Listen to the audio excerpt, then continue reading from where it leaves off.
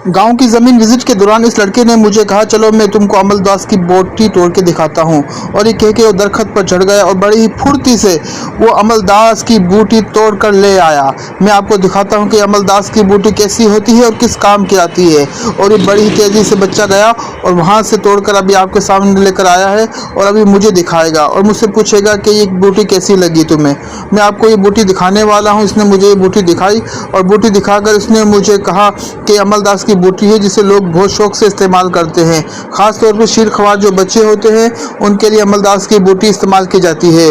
और पेशाब की रुकावट हो और दूसरी क़ुव्वत के लिए भी ये अमलदास की बूटी बड़े काम की है। गाइस याद रखिए कि इसको अभी हमने दरख्त से तोड़ा है, ये बिल्कुल रॉ फार्म के अंदर है। इसको इस्तेमाल के काबिल बनाने के लिए इसने कहा कि इसको आपने 3 से 4 दिन धूप के अंदर रखना है।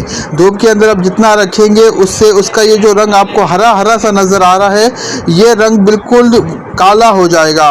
और जब ये काला हो जाएगा तो उसने कहा कि ये बिल्कुल आसानी से इसकी आप खाल को जो है वो छील सकते हैं। मतलब जो इसके ऊपर ब्राउन सा कलर का हमें जो नज़र आ रहा है, इसको हम जब भी छील सकते हैं जब ये हमें बिल्कुल काले रंग की हो जाएगी। तो बहुत फ़ायदेमंद बूटी है, पंसारी की दुकान पे मिलती है। कई हुक्मा इसको अपने काम में इस्तेमाल करते हैं। और गांव की ये देखिए पुरफिज़ा मुकाम पर के ऊपर ये आम तौर पर बूटी मिल जाती है, जबकि पंसारी के ऊपर ये बड़ी ही मुश्किल से मिलती है।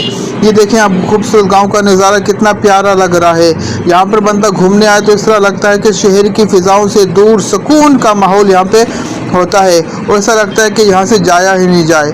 और ये अभी मैं इस बूटी का मुआयना कर रहा हूँ कि ये कैसी होती है और लड़का मुझे इसके बारे में बता रहा है। ये गांव के बच्चे होते तो हैं गरीब, लेकिन ज़मीनों के बारे में इनको बड़ी ही मालूमात होती है। वो हर चीज़ को जानते हैं कि किस चीज़ का कैसा इस्तेमाल है। और जब मुझे इसने बारे में बताया तो मैं इसकी बातों पर हैरान रह गया। हालांकि इसके पैर में जूती तक नहीं थी, क्योंकि ये गरीब हारी है और उसके पास इतने पैसे नहीं कि जूती ले सके। लेकिन मैंने इसे वादा किया कि मैं तुम्हें अपनी चप्पल दिलाकर जाऊंगा।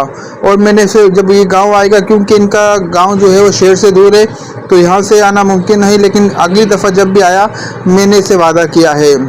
और ये आप देख रहे हैं कि ये यहाँ पर पानी की कहत साली फ़िलहाल चल रही है, क्योंकि पानी की कम है। 15 से 20 दिन के अंदर वारा आता है।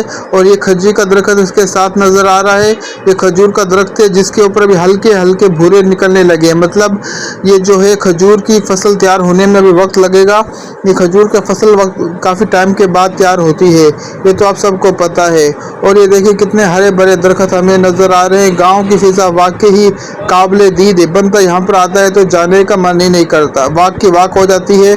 हम शहरों के अंदर घंटों वाक के लिए तरसते हैं कि थोड़ा सा चलते हैं थक जाते हैं, लेकिन जब आप गांव की पुरफिज़ा मुकाम में घूमेंगे तो आपको बड़ा मज़ा आएगा। और आप तकरीबन 5-6 किलोमीटर चल लेंगे लेकिन आपको एहसास ही नहीं होगा, क्योंकि आस पास आपके फसलें होंगी, आपके आस पास हरे भरे बागात होंगे।